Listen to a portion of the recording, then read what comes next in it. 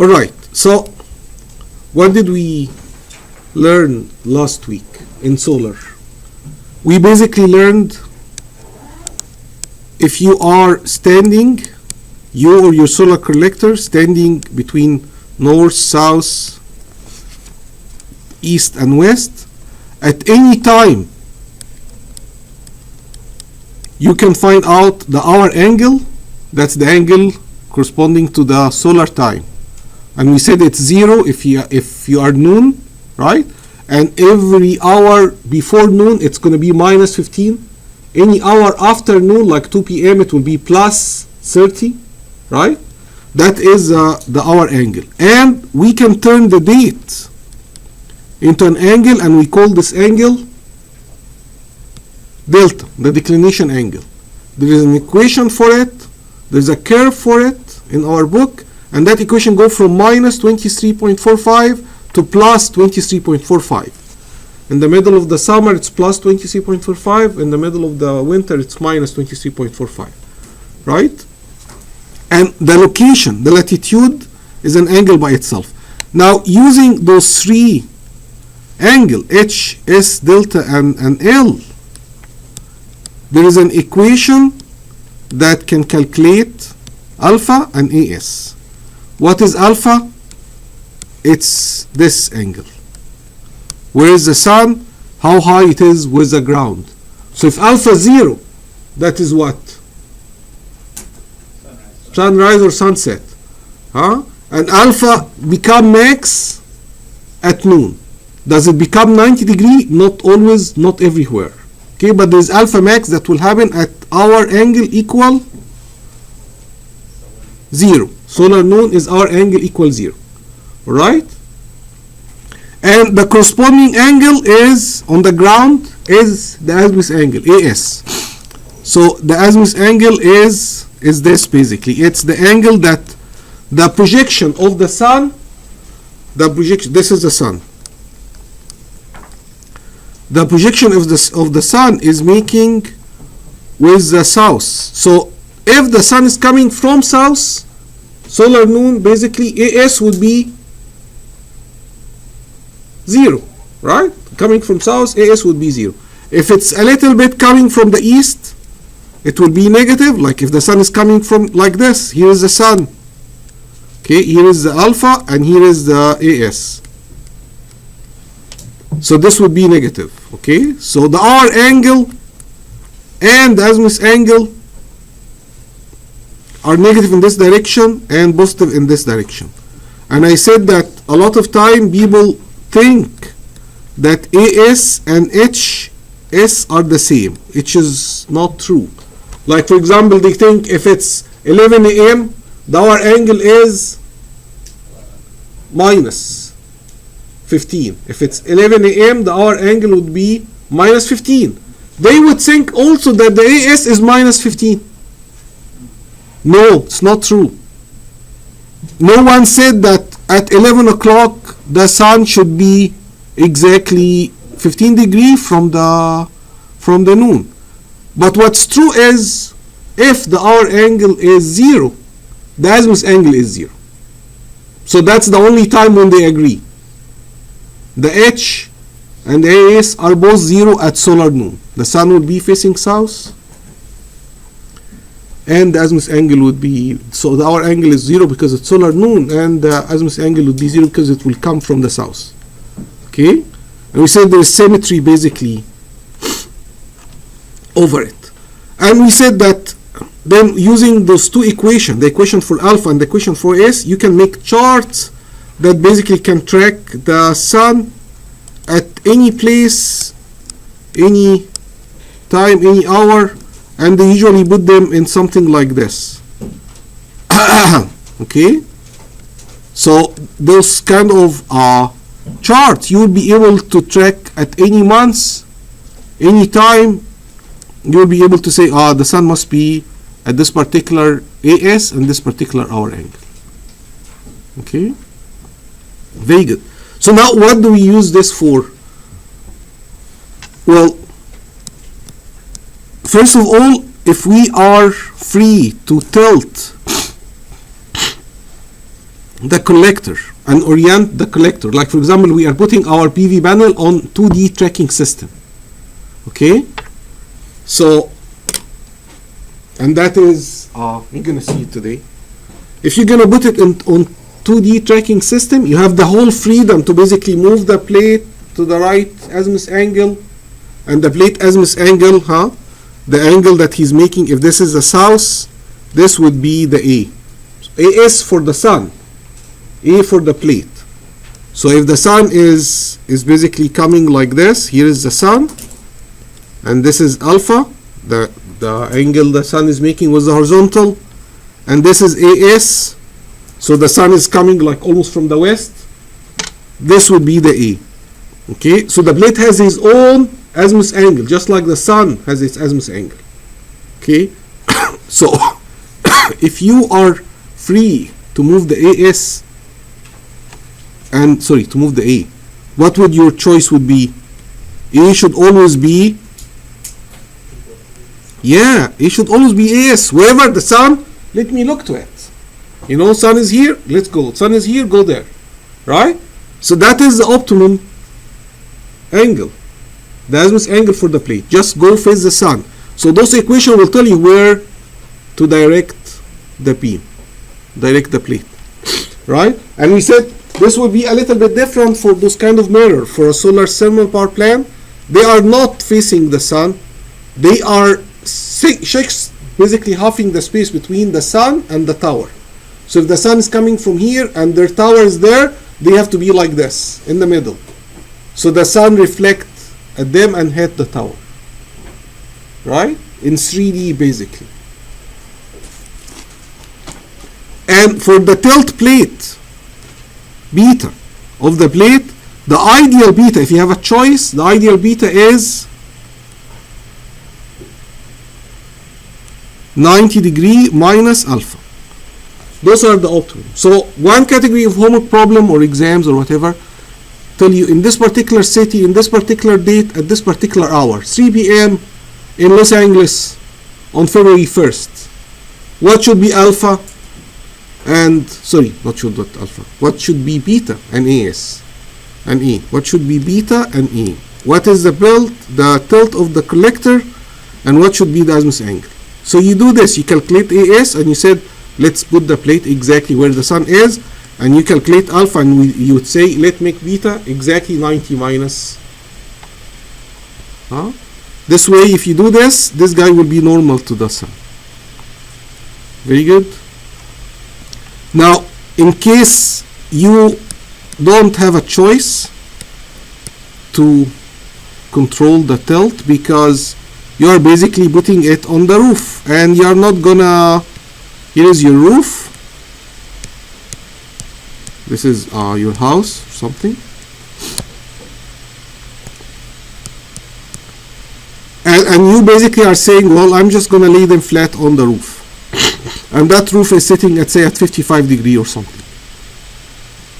Then the question become, well, how much am I gonna get from this radiation? So we said we can open tables in our textbook or online, and you will find always two numbers. You will find the radiation on the ground, they call it the horizontal radiation, and you will find the radiation normal to the sun, I normal, the normal beam radiation and the horizontal plane radiation. Okay, of course the normal radiation is the highest, because you are sitting normal to the beam, you get all of it, right? So the question is, if I open the table for that particular city in that particular day at that particular hour, and I find that I normal is like 750 watt per meter square. It's not one sun, right? But it's close. One sun, we said what? How much? One sun? 1000, right? The question is, how much will I get on that plate? And we said to do this, you need to find out the angle between the normal to the plate and the sun. And we call this angle theta I. Right? And we wrote an equation last time that's not in our textbook, so you guys have to write it on the back of your cover. And that equation is for cosine theta I. Okay, it's in the lecture notes. So that cosine theta I, once you calculate the theta I, and of course it's function of what? Regular stuff, H delta L, right?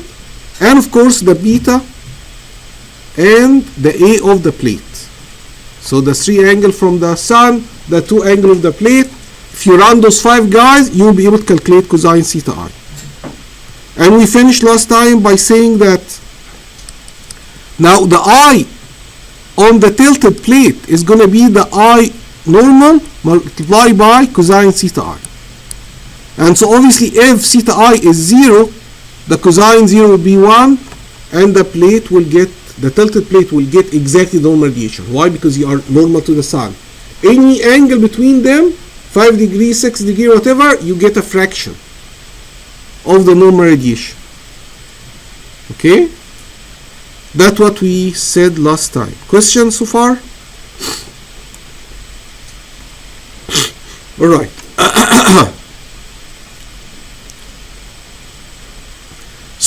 So here is the regular table that you will see. See, for example, this is 48 degree north, and you can see the months are over here, and they are picking one day of the month. And so I'm not ask you ever to do for every single day of the month. Probably just one day of the month represent the month. Okay, so the average day of the month, and this is the hours, right? So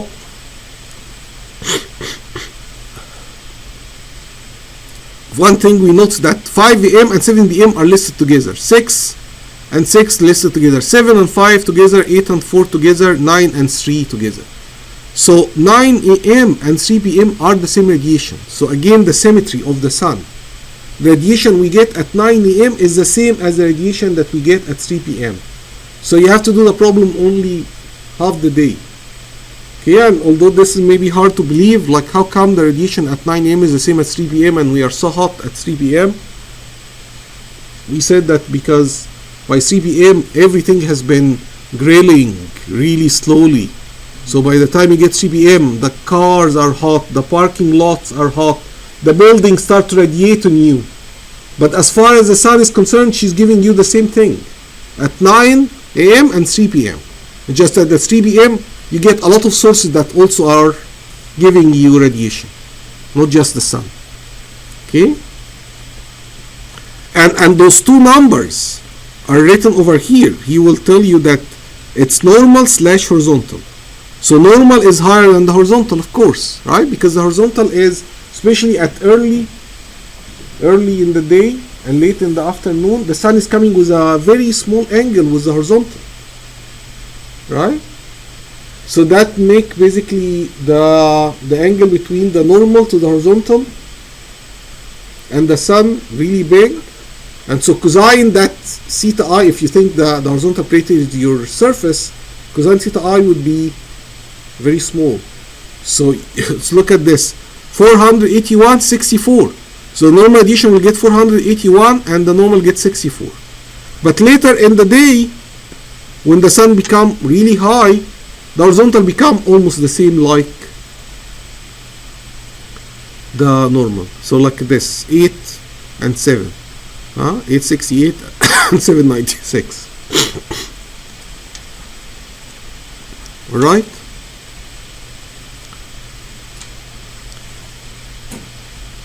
Alright, and this is the equation that we talked about, cosine theta I. Okay, so now this slide, so this come from another book, because our book doesn't have this equation, but I thought that this is very important equation that we cannot not know about it. We have to know about this equation, right? The only problem with bringing equation from another textbook is, one, you don't have it, you have to write it yourself. Second problem is they always hit you with different symbols. It always will happen. So their gamma and gamma S is actually our A and AS, so don't be confused. The gamma and gamma S is just the azimuth angle of the plate, and gamma S is AS, the solar azimuth angle. Okay, otherwise everything else is the same, fortunately. So use the same alpha and beta, they are the same. Now what are all those things over here? he's just trying to make our life easier by giving us a smaller version of the equation for special cases. I think it's useless. I don't think you spend the time reading them even, because you just have the big equation, and if the plate is vertical, what would be the beta? A vertical plate, what would be his tilt? 90. So you just put cosine 90, don't worry, just put it there, and you don't have to drive it. Like, it will reduce the number by itself. So what I'm trying to say is, in the back of your book, just write this one, and don't have to worry about those different versions. Okay?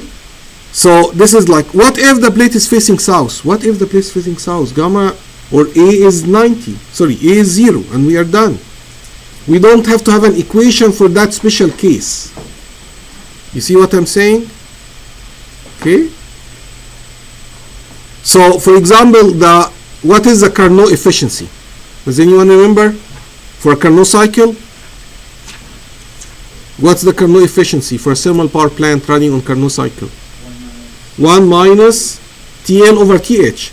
Do I 1 minus TL over TH? That's what I memorized. Do I have to memorize one? What if this plant is running at room temperature?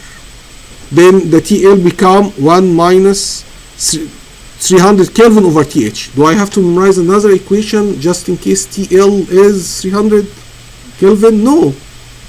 So that's basically my point that I'm trying to make here, that you don't have to write those guys. Okay? Very good. And we went through this example last time, and you can see how he's trying to calculate theta I, and after he calculates theta I, he multiplies cosine theta I, which happened to be 15, times the I normal, 350, to get the tilted radiation, 337. So he's getting only fraction of the normal radiation because his theta I is not 0. Because he have a little bit of an angle with the sun, he get a fraction of the normal radiation. Okay? Alright. So sometimes the table are even more generous to you, and not only they give you the normal and the horizontal. So look at this. This is for January, February, March, right? And you can get the rest of the table. And for those hours during the day, 7 and 5 again the same, 8 and 4 the same, 9 and 3 the same, 10 and 2 is the same, 11 and 1 are the same.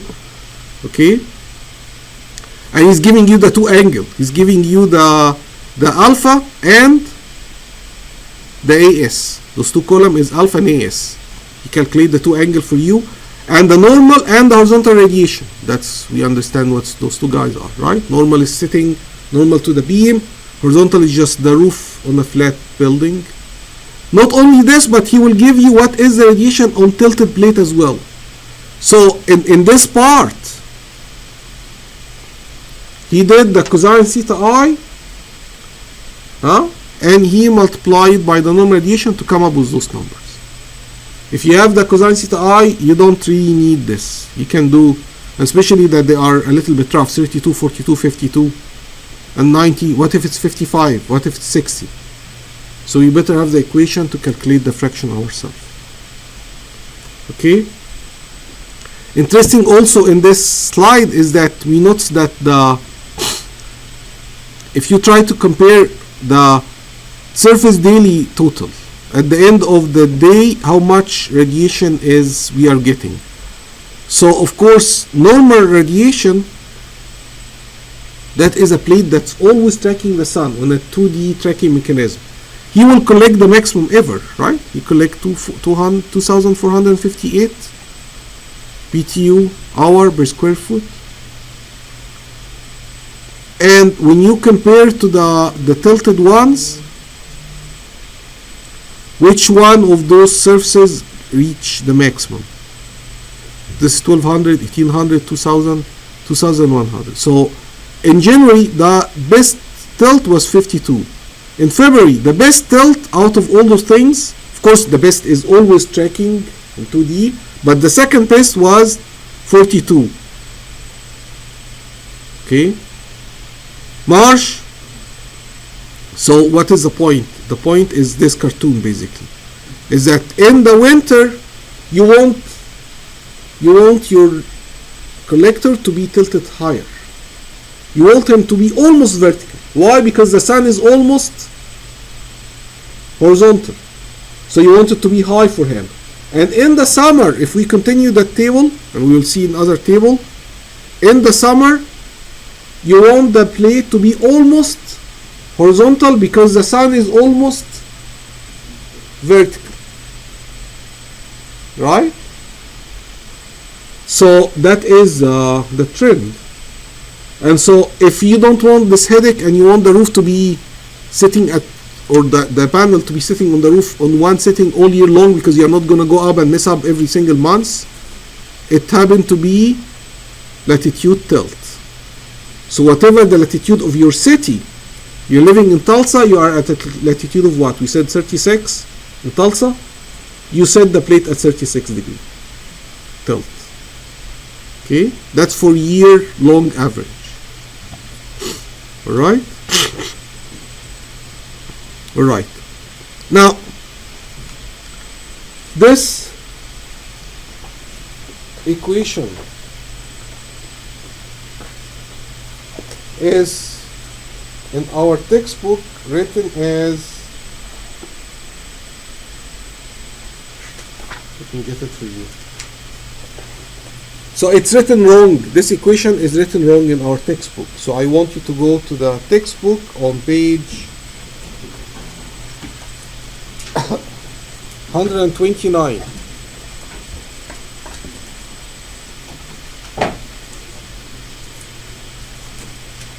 You see the equation 625? In the book it's written that cosine h limit. What's h limit? He's trying to calculate the h at sunrise and sunset. It's like the maximum hour angle. Okay? Maximum hour angle. It's like when is the sunrise? And he's saying it's plus or minus 10 delta over 10 L. It's wrong. This is wrong. So this is wrong. The correct equation is cosine h limit is minus 10 delta 10 L. Alright? Just minus, not plus or minus. Now when you do this and you would like to get the cosine minus 1, so cosine h limit is this, minus 10 delta 10 L. Okay? Then h limit become plus or minus cosine minus 1 of this guy. Okay? And of course the plus is for what? For sunset. Plus for sunset and minus for sunrise. Okay? So it's really, I like to tell the story every time actually. So the h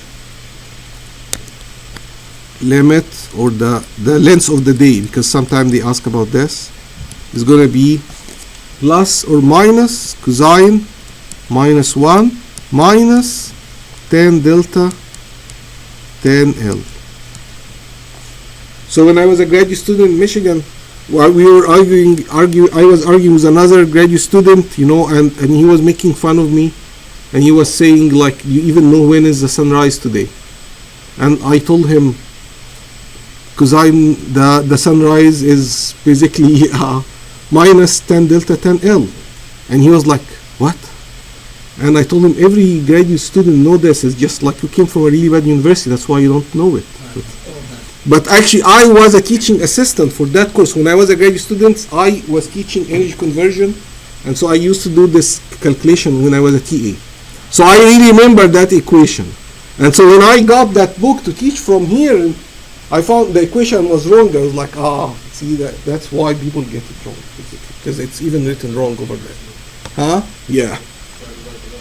So I'm 100% sure that this is a correct equation, right? No questions.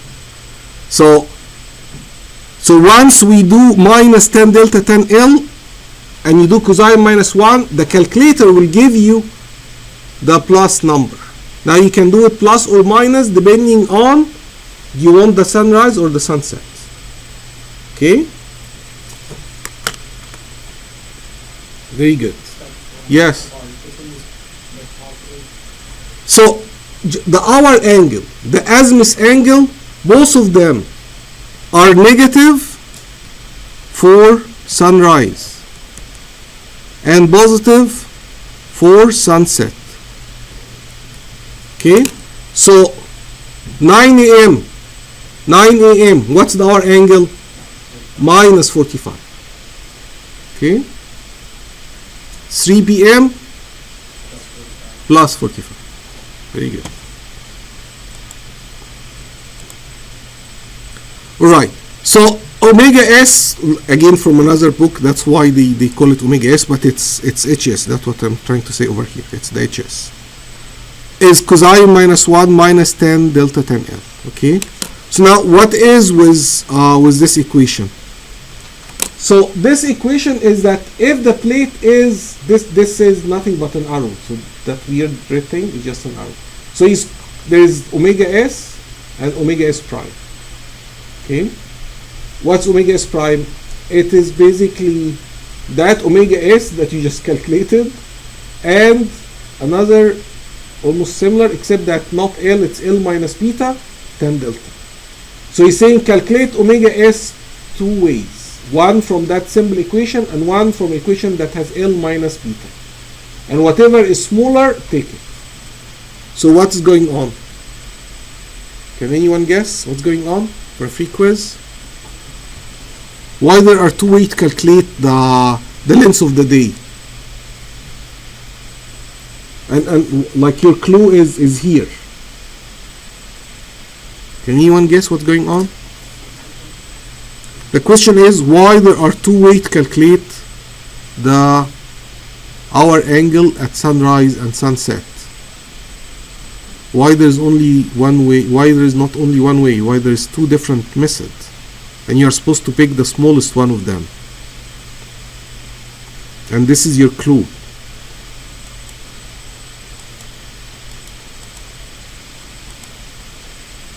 So let me make sure that we are recording. Yeah.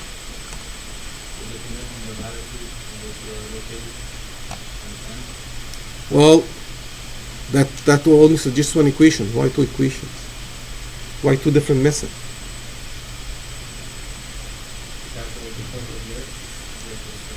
No. See, that beta is the tilt of the plate. This second method is basically, so this calculate the hour angle on the horizontal surface. This is the regular sunrise and sunset that we have. But if you have a solar collector on a roof sitting at 50 degree facing south, the sun will come from behind and he will not see it yet. He will not generate electricity. Has he been horizontal, he would have seen the sun immediately. But if he's tilted, he need to wait until the sun come a little bit higher, a little bit south, so that it can ride on him. And so that's your clue. It was not the L, it was the beta. The L minus beta. So tilting your collector up is equivalent to shifting your latitude a little bit lower. Okay? So latitude 50 with a plate tilted 10 is as if you are at latitude 40. For the hour angle, not for anything else. Just for the when is the start of the day and when is the end of the day. Right? So we can expect how much joule we're going to collect from the sun. Okay? So to summarize, what I'm saying is that in order to calculate the length of the day, it's cosine minus 1 minus 10L 10 delta, and not what in our textbook on page 129 with he actually said wrongly that it's 10 delta over 10L. That is wrong. Okay? The second thing, that if the plate is tilted, you better calculate it this way, but also you calculate it as 10 minus 10L minus beta. And whatever is smaller, whatever angle is smaller, that would be the actual length of the day. Okay? Professor. Yes. So just by tilting the Plate up. the plate out, it's basically as if the plate were horizontal to the surface of the equator. Is that what you're saying? Right, because if you go all the way up, not the sun, the earth is rounded like this. When you go down like this, you have better chance to get longer day. Remember how like in the North Pole, they get like really long day, right? But if you tilt your plate up, you are not going to benefit from that sun coming from really behind. Or like the day will not last that long. Why? Because you just tilted yourself to the south. So then it will be as if you are not really in Canada, you are in Michigan. And you tilt it even more and it will not be you are in Michigan, you are actually in Oklahoma. By tilting it more and more up. Because you are shutting down that early sunrise and early sunset. Okay? But the tilt is also useful because it benefits from it's not just like how long do I have sun, but what's important is how much radiation do I get by the end of the day. So we tilt so that we can get quality time with the sun, rather than just having the sun all the time. So it's not just important to be with your kids all the time in the house, but like when you are with them, you really have very good time with them, right? So it's not just like we have solar radiation on our collector, we are happy. What is the point of having solar radiation that's coming with like 5 degrees? I get nothing of that. Yes, he's touching me, I can see him, he's there, but like, where is my joules? I don't get anything, right? Okay? Very good. So people do a lot of things to get that normal radiation. And look at this. This is 2D tracking system. So that dish, that dish on a 2D tracking system, he's always getting the normal radiation. And he's sending all the radiation to this point. That point is the furnace. That point has a Stirling engine. That point basically generates the electricity for you. Okay? So this would be like the highest efficiency ever. Alright? So now this is those troughs, and you see those plecting? Those are people. So that shows you the scale of this. This is really, really big. Right? And right now in the US we have the largest solar thermal power plant in the world, which it's not this one, but ours look exactly like this one. But in North Africa and Morocco, they are building one now that are trying to get the largest title. So they build second stage, like first and second stage, and in the third stage they are planning to basically make it the largest in the world. So all those things are doing what? They're all those pipes. See that the pipes go in the middle. Of course, those troughs are working as reflector. They are not absorbing anything themselves. They are just reflector, and they reflect all this in the middle, in the pipe in the middle. And that pipe gets really hot, and then it comes from here into here into here, and that by that point it becomes really hot. You send it to make steam, and a Rankine cycle is sitting there to use that steam in a turbine and compressor and all the stuff, right? So this one is the same, except that all those guys are focusing in the middle over here. That's the furnace. All right, and that furnace becomes super hot to the extent that it melts salt, like sodium or whatever salt is. And what's nice about that is, first, the high temperature that you can reach, and we know Rankine cycle improve with the temperature of the furnace. The higher the TH, the higher the cycle efficiency is. And the nice thing too is that molten salt gets stored in big tanks, and so the sunset could happen and there's no more sun, but the salt is still hot, and the water get heated by the molten salt and still generate steam even after the sun is gone. So you get some kind of storage. And we said the weakest link or the worst part about renewable energy is storage. So if your method have some kind of energy storage embedded in it, that make it a winner. Okay, so that is the technology that the USA is using. However, this technology is not really people, the green party and stuff, they are not really happy with this. And they are, why do you think they don't like this one? No, the salt is like in a closed cycle. It does not leave. You just go to the furnace, get heated, and then into the storage tank to basically be cooled by the water, turning into steam, and he goes in his own cycle. No. And this takes lots of space. Huh? Takes lots of space. Yeah, but usually like they are in like California, Nevada, where it's like desert, and this one is also in the desert, so there is not really land value.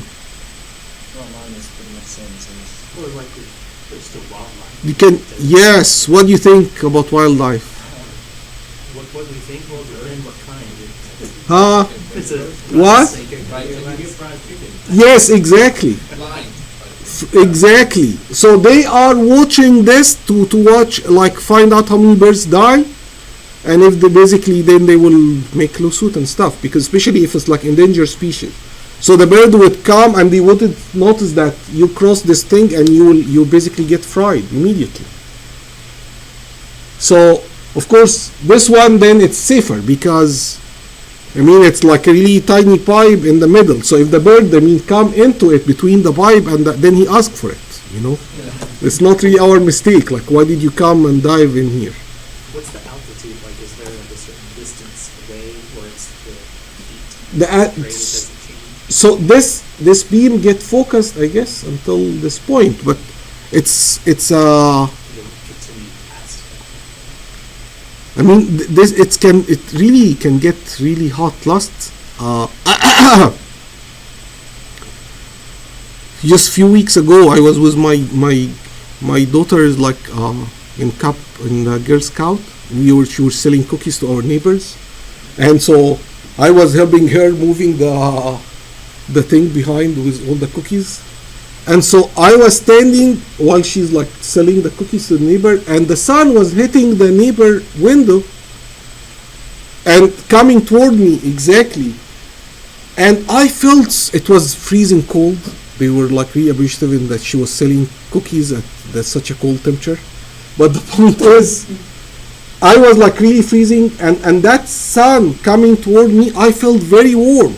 And I kept moving, you know, because like she kept talking to them for so long or whatever, and like I could feel the sun shifting, and I move, and you can really feel the temperature. And that's just like one mirror, like one window hitting. So you can imagine, you know, like if all those guys, and as a bird you are crossing over here, no, you will get fried. No, that that was weeks later. So my point is, they don't like it. Of course, other people, especially when there was like drought in California, they said like, why we are wasting our water, and we don't have water in California. And the Secretary of Energy said, guys, this does not use water. The water is in a closed cycle. Like, we don't have open condenser. This is just a closed cycle. The water also has a closed cycle. So they don't have any water at all? Well, there could be some leak, some steam is leaking, and you can make up some steam, but it's not, you don't have to have, like nuclear power plant, when you have this big cooling tower with huge cloud coming out, it doesn't have to have that. It has a closed cooling circle. So it's not eating water, right? I mean, it's using water, but it's not like consuming it. Exactly, just make up water, right? So now this is a cheaper version of this. So rather than those trough that has to be parabolic and have to be the perfect angle, so you can see this Fresnel mirror thing is basically a bunch of flat plates that are easy to manufacture, and they are adjusted at the right angle so that all the radiation come and hit the pipe in the collecting plate. And you can see the color of the, you see what's the color? White. White's white because it's super hot. Become white from the radiation. Okay? Alright. So not surprisingly, this guy for 2D and the high temperature will have the highest efficiency. That dish engine, okay, and the solar tower and the parabolic, and the cheaper version of the parabolic trough would be this one. Okay, And so the dish efficiency is like 35, right? Now the PV panel, we'll talk about, we have a whole lecture for the PV panels later on, but needless to say that those are like lab scale, commercial scale would be a little bit in the 20-25 range. Okay, but again, the efficiency shouldn't be the way you judge renewable power plant. It's not the efficiency, because 30% efficiency of, yeah, I'm wasting 65, but guess 65% of what? Of free energy. Right, so it's not like we are throwing 65% in the, it was coming anyway, I just didn't use all of it, right? So what is the point then to judge which one to use? It's the levelized energy cost, basically how much dollar per kilowatt hour. What is the price of every kilowatt hour? And so a power plant like this will take billions of dollars basically to build, right? Question. Where's the point of it? Where's the energy loss go? It's just converting it from radiation to So any thermal power plant, whatever the source of the heating, whether it's coming from natural gas, coal, nuclear, any thermal power plant will have to pay the Carnot cycle efficiency. You have to be lower the Carnot cycle efficiency. And the Carnot cycle efficiency between TH and TL is 1 minus TL over TH. So if you take TH really, really high, you can improve the efficiency. If you lower TL, but you cannot lower TL, then what? No, even more than this. What is the minimum TL we can work with? Like something like this. What's the TL here?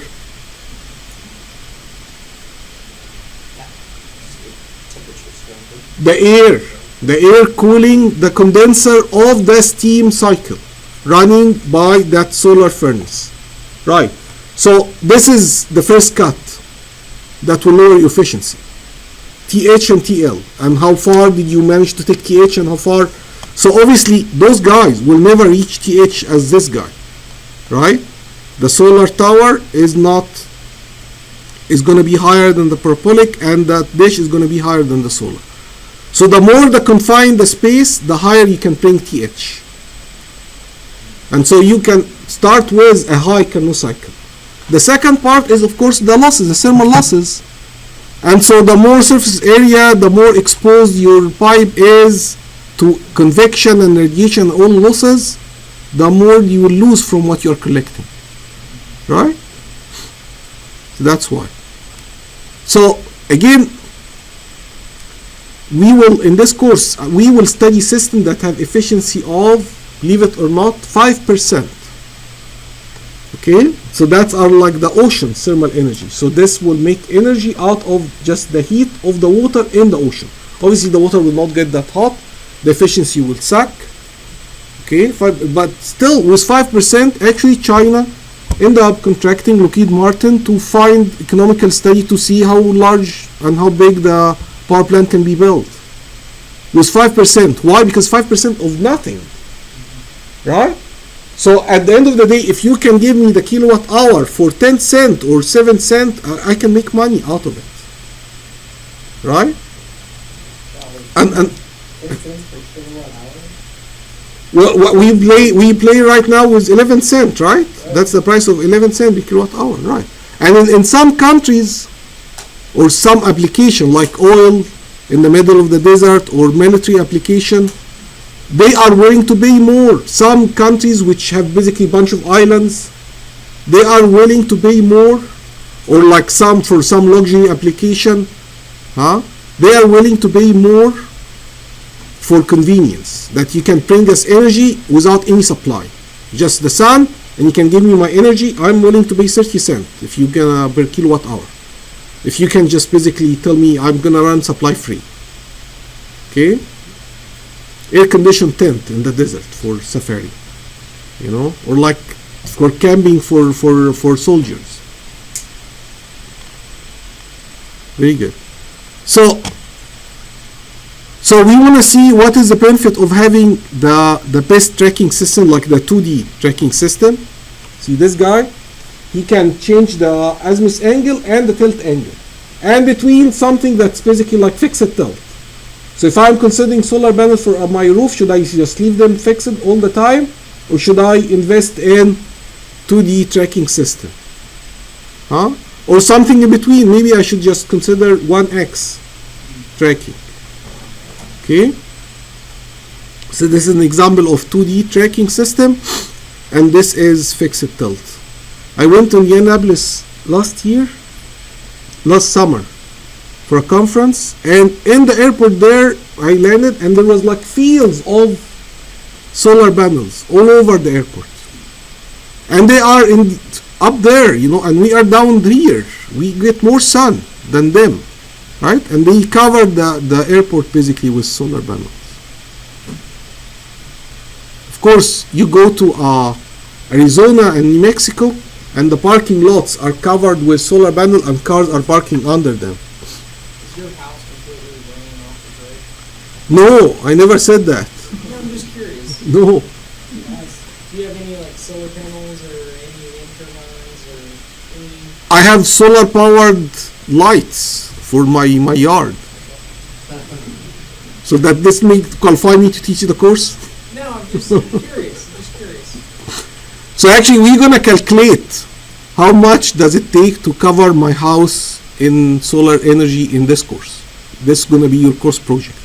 You will tell me how much money I should invest and how long will it take to get my money back. Can they give us the millimeter plus extra rock and ask for a raise? We'll find out how good you will do.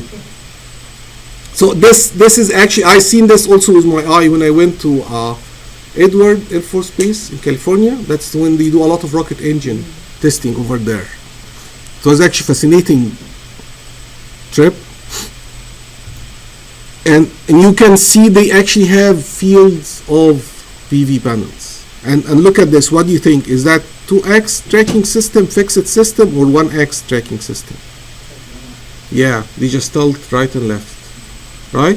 So here is a question. How much are you willing to pay to upgrade your 3x2 fixed PV panel to an X tracking system like this in Oklahoma, Tulsa, Oklahoma? Let's say in Tulsa, Oklahoma, and we are considering, should we buy something like this for our yard, or should we buy this? How do we do that? We need to find out how much energy is falling on this and how much energy is falling on the other one per year, and multiply this by 10 cents or 11 cents. We say 10 cents, let's make it 10 cents. And that benefit that we will get, that will be the maximum we are willing to pay for the upgrade. Otherwise we are losing money over it, right? So how do we get those two numbers? How do we get how much is falling on a fixed plate and it happened on this table? Now I apologize for how stupid this table looked like, but I didn't make it. Someone didn't learn how to do tab in the school, so they didn't tab the. So that's why I'm helping you by the blue line. So basically, January is correct. This is January, February, March, and then April is here. May, June, July, August, September is all screwed up. October. We don't worry about this. We'll just worry at the year. The last one is year average. So those number over here is the year average. Okay, the 4.5, 4.4, and the 5.1, all those are the year average. For what is that exactly? The unit is kilowatt hour per meter square per day. Perfect. This is the kilowatt for every meter square for the whole day. Okay, that's what we want. And this is there is a bunch of tables here, or bunch of groups. The first one is for fixed tilt. Okay, so where do I see this? Flat plate collector facing south at a fixed tilt. So of course they realize that, well, east coming to noon, and then east, noon, and then west, and then there's symmetry. So of course the azimuth angle is not a question. The azimuth angle should be of the plate should be, what's the optimum azimuth angle for a plate sitting all day? the azimuth angle, not the tilt angle. The azimuth angle for the plate A. The A for the plate should be, what's the optimum A for a plate sitting all day? Well, the S is moving throughout the whole day. So what is the A for a plate that is sitting stagnant, not moving? I'm not going to track. I'm going to just let him set. South. South is a fixed optimum angle for a plate that's not going to be on a 2D tracking system or 1D tracking system. Huh? What is the optimum angle? Facing south. So the question here in this table is not the A. A is facing south. Okay, that's basic facing south. The question is the tilt. And so those 0, latitude minus 15, latitude plus 15, and 90, those are for different tilts. Okay, so 0 horizontal, sitting on the floor, and 90 vertical. That's the door of your house. If it's facing south, that's how much radiation it will get. And so when we calculate what is the yearly average, you'll find out that the maximum is, and note that for every one of those guys, for every one of what? Every one of those angles, 0. There is average, minimum, maximum, average, minimum, maximum, average, minimum, maximum. Okay, and this is just for Tulsa. Okay, Tulsa, Oklahoma, 3695 latitude and longitude. So this is for us over here, and those tables exist for different cities. So we have a very good database, and they are based on measurements with rain and everything, right? So the point, 2 points, I guess. Point is, if you want the yearly average, you compare 0, latitude minus 15. What's latitude minus 15? It means, what's your latitude? 36. Okay, what's 36 minus 15? 21, right? Yeah, 36 minus 15. 21. So that's like 21. Latitude, that's exactly 36. Latitude plus 15, 36 plus 15. So when you compare those numbers, you'll find out that latitude tilt has the best year round. Yeah, so you set it at 36 and you're gonna get your best radiation. Okay, anything lower or higher, it will not work. But if you go for every month and you try to find out what is the optimum tilt, you will start seeing that maximum shifting. It's not gonna be always at latitude. If you wanna go say, no, I just want it for January. If you come here and say January, which one has the best average radiation? That will happen. Let's look. So the average is 2.5, 3.5, 4, 4.3, 3.9. So what do you think? 4.3, which is latitude plus 15. And those are only 5 points. I bet if we make a curve, so what I'm saying is, so he basically gave us 0, latitude minus 15, latitude plus 15, and 90 degree over here. And you end up having those data points. If you connect a curve through them, you may end up finding out that actually the optimum would be a little bit higher than this, you know. So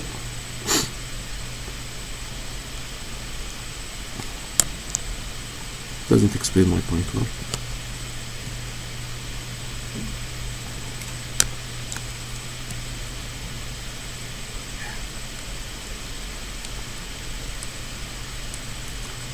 That explains my point. So if we calculate the number for 0 tilt, latitude minus 15, latitude, and then latitude plus 15, and then 90 degree, you could, when you connect the curve, you could find out, no, the maximum actually is latitude plus, not plus 15, plus 30, or plus 20, or something. Okay? So it will shift higher in the winter, and if we look in the middle of the summer, like June or like August or September or July, you'll find out the maximum will tilt toward less, right? Okay, so this will what we'll get from the fixed tilt. The other one is, next one is 1x tracking, flat plate collector, north-south axis. So he's saying you put the x toward north-south, and so what do you do then? You just go with the sun. So the sun is coming, so I'm facing south, of course, I'm tilted up, and the sun will come from my east, I will be tilted like this way. And then when the sun come up, I'll go like this. When it's south, I'm gonna exactly be like this, and then west when it go back. And this also can come with different tilt. So you have 1x tracking, but you can have different tilt. So latitude tilt, again, is the best all year long. Okay? So 6.5. So if I have it fixed at 5.1, if I have 1x tracking system, it's gonna be 6.5. 6.5 kilowatt hour per meter square per day. That is the benefit I'm getting, right? So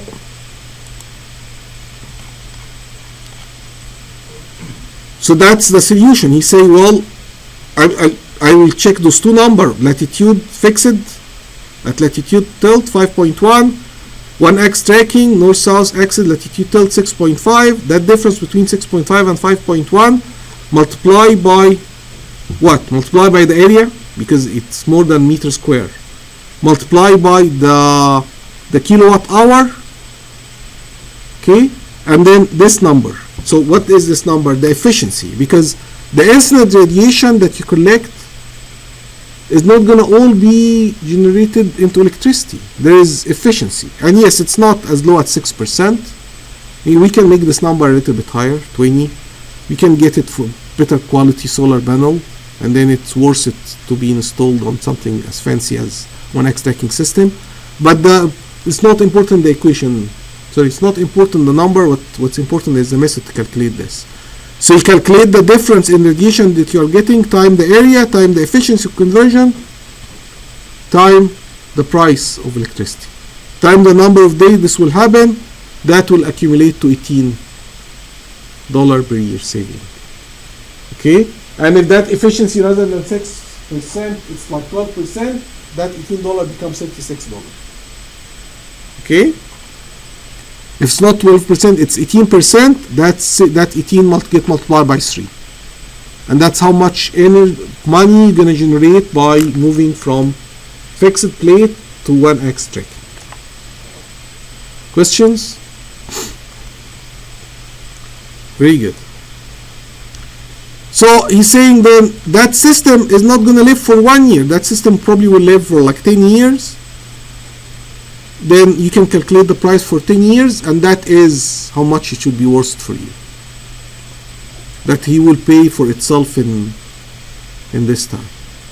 Okay? Questions? For every panel, which is like 2 by times 3, right? So the example was like, imagine 2 by 3, 2 meter by 3 meter. You know, how much money will you get by making it move? Very good. So now we know exactly how much is falling on us. Now let's see what we can do with that energy, how we can make it useful. So the first part is we can use it for heating. That kilowatt hour, that number of joules falling, we can use it for heating, okay? And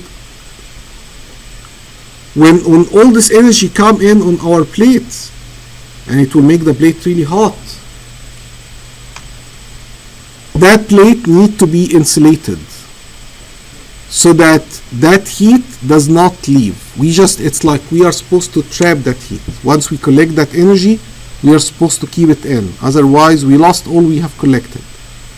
So the way to insulate that plate is, of course, the back need to have good insulation, foam, whatever fiberglass, whatever the conductive material is, and the front. And unfortunately, we cannot insulate the front because that's where the radiation is coming from. But at least we can cover it with glass. Okay, so that glass will help a little bit with conduction, but most importantly it will help with radiation, because remember last time we were talking about how the radiation of the sun has different wavelengths coming to us, and we said that wavelengths depend on how hot the source is. So that means that the radiation coming from the sun would be coming at one wavelength, but the radiation leaving the hot collector, which usually is like a hot plate, will be leaving at completely different wavelengths. So with the right glass, he will basically be one-way glass. Sun will send the heat, and the radiation from the glass, from the plate, will not actually leave. And that's what they do. Okay. Now he's saying over here there are basically two designs for those heaters. You can make them tubed, so then there's a tube going back and forth, and the water is going through it. And usually it's not the water; usually they put antifreeze liquid, and that antifreeze liquid then can go back and forth, and then you would exchange heat with that liquid in a different heat exchanger. Okay. Or the other design is you can just make it flooded, meaning that it's just like two plates. One that's hot, the second one is the back, and the water or the fluid is just going through and getting basically, this way there is no blockage, there is no pipe to get blocked. It's just like a panel flow between two panels. The other thing too is that there is water heater and there is air heater, because those things could just be heating air, and that hot air can be sent back to the building to help heat the building and reduce the heating bill, basically. Alright? So it's not just about dishwasher and let's take hot shower. It's also about space heating as well. Okay? So that is the spectrum that we talked about. That is the radiation leaving the sun into our collector, and this, because it's at lower temperature, that would be the radiation leaving the hot plate trying to escape. Okay? So when radiation hit our glass, some of it will be reflected, that's rho, and some of it will be absorbed, that's alpha, and some of it will be transmitted. Okay? And that's the part that we would like. Okay? So everywhere 1 equal alpha plus rho plus tau. I mean, this is the regular division.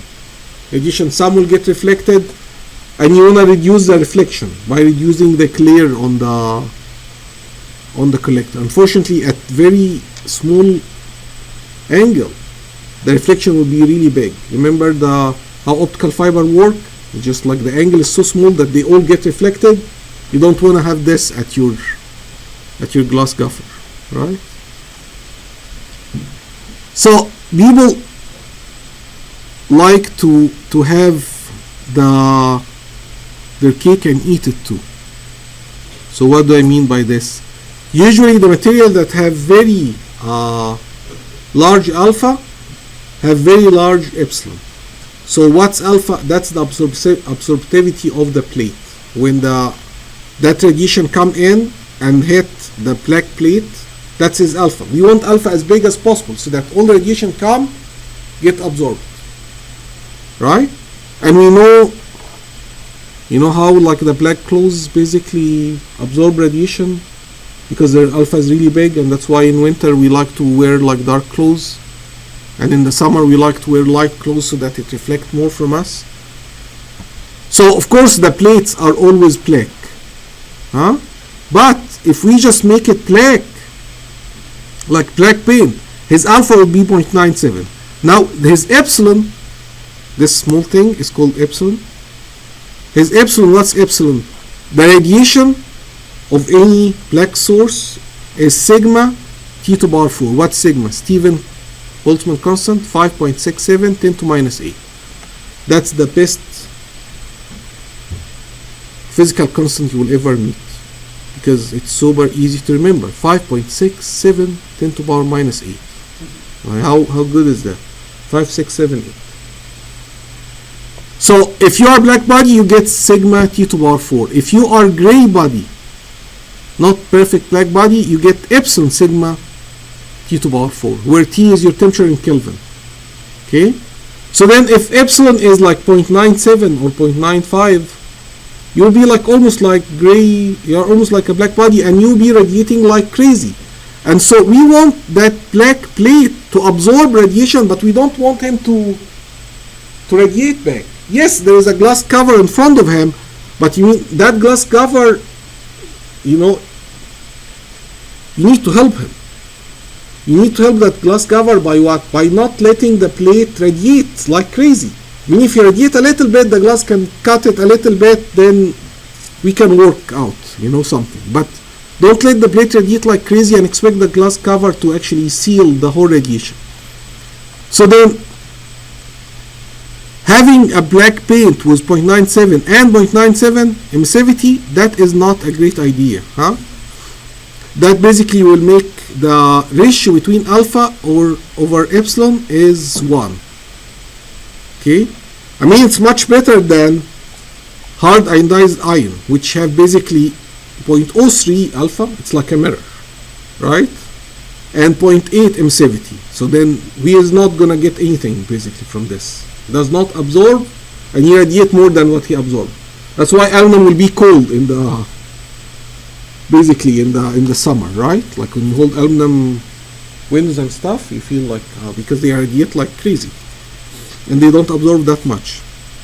So what is the dream then? The dream is with something that is having very small epsilon and very high alpha, right? And for that they call them selective basically paint. So that selective paint would be something like this: 0.95 alpha but 0.15 emissivity. Okay, that's what you would like to do. And so people will have commercials, you know, for paint, special paints. They call them selective paint.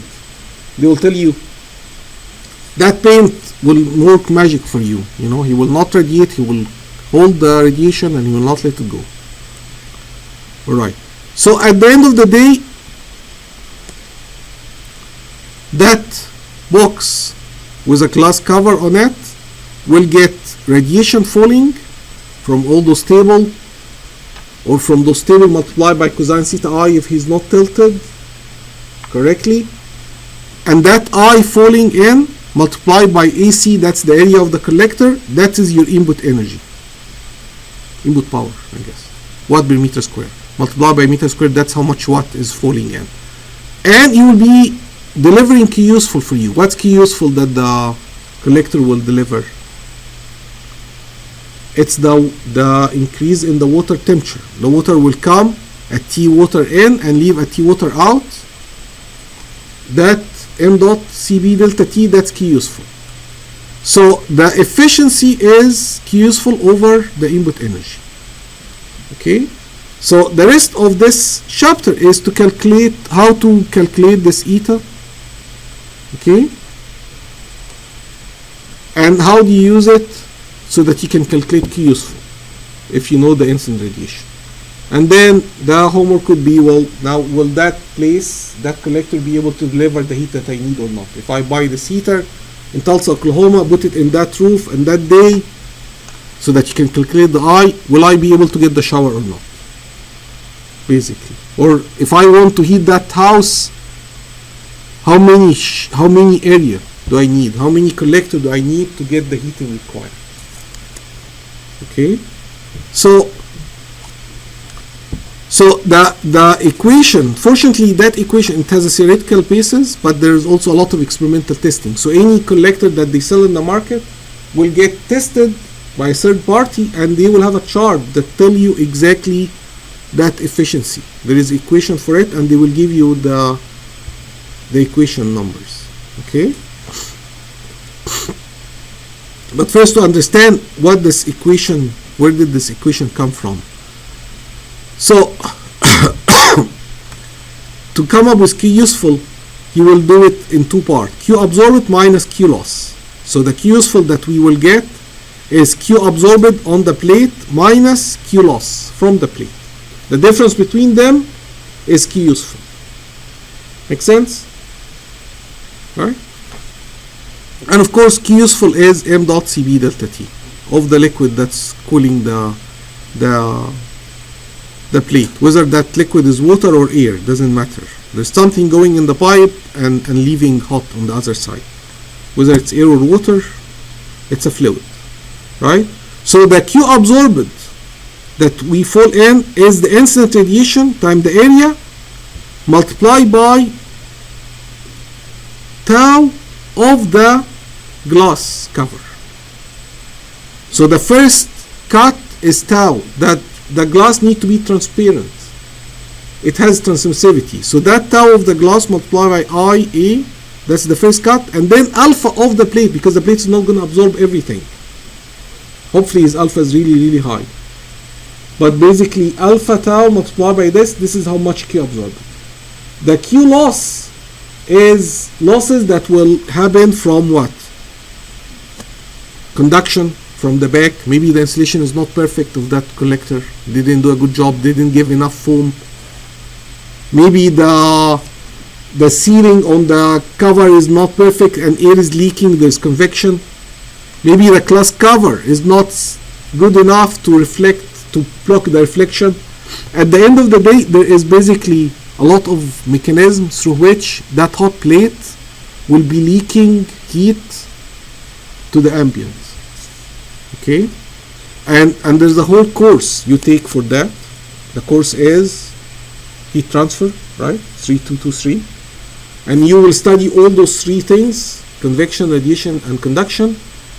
And at the end of the day, they will tell you for any heat exchanger, and this guy is a heat exchanger, we can combine those three effects: conduction, convection, and radiation in, what do we call this? The U, the overall heat transfer coefficient. So any heat exchanger basically, which sitting at T average and outside it's T ambient, the losses from that collector or that heat exchanger to the outside is the area multiplied by the overall heat transfer coefficient multiplied by the delta T. Okay? Very good.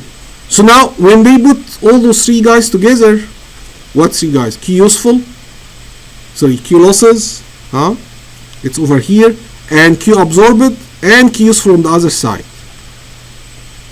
We are almost having our equation. Okay?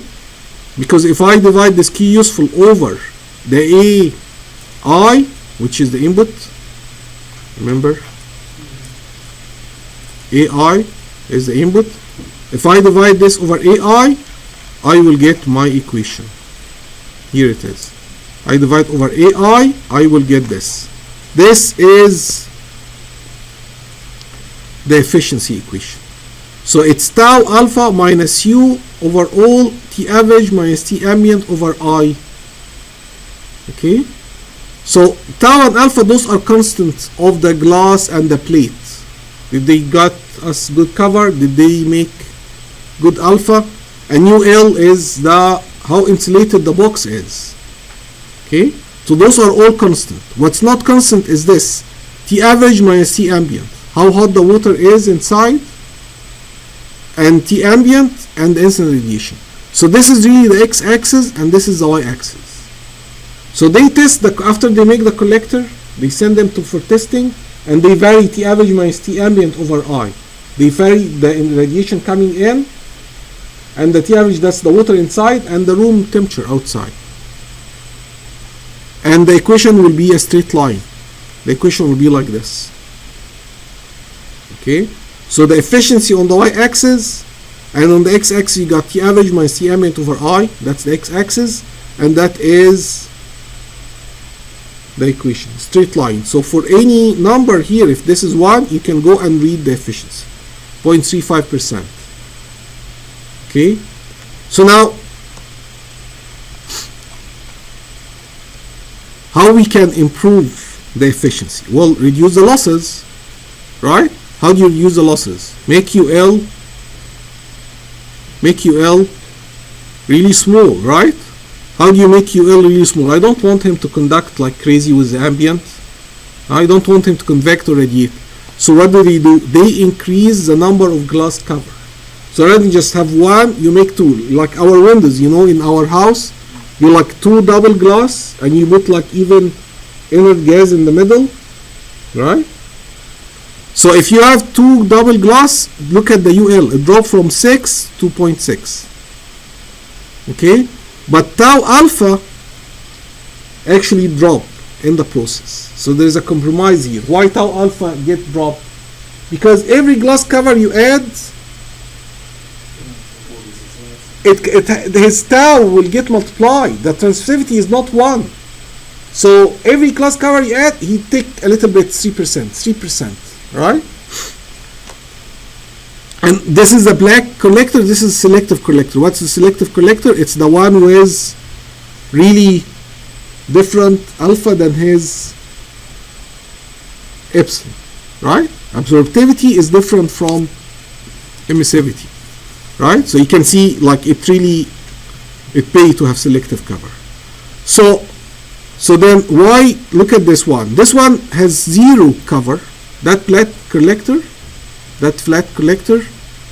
is just a flat metal plate connecting the pipes, and this one has big glass cover, 1 cover. So why people do this?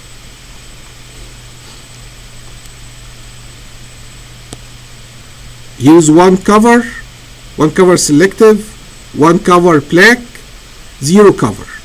So of course with 0 cover your efficiency drop very quickly. Okay? So why would people opt for 0 cover then? Maybe you don't need it to be that hot, right? You don't need it to be that hot. So as a result, all you want, the average minus the ambient, is like very few degrees. You just want the people to feel comfortable swimming, but you don't want to boil them alive. Right? So if you don't want them to be that super hot, so you're going to be operating over here. So what is the big deal? Your efficiency will drop from 90% to 70%. Again, 70% of what? Of free energy. So you get the joules by making the area bigger, right? So since there is no glass cover, you can make it easier, bigger, and at the end of the season, winter come, let's roll the collector, put it in the garage. Have this been with glass cover, that would be crazy to back it up and put it. Where are we gonna put it?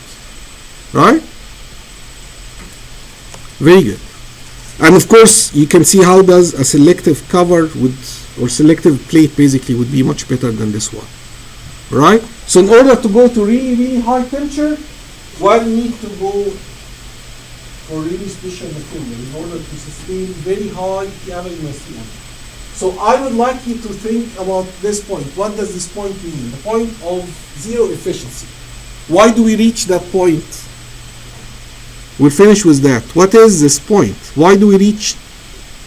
What will make the efficiency 0? So that is the trivial solution. No, don't think about the I. That's the reason. Think about those two guys. Those two are the same vertical people. No.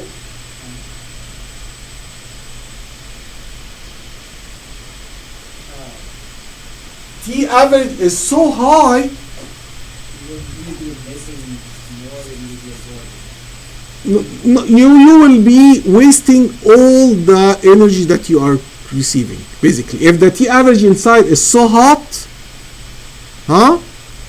he will be radiating like crazy. He will not be able. And how do you get that point?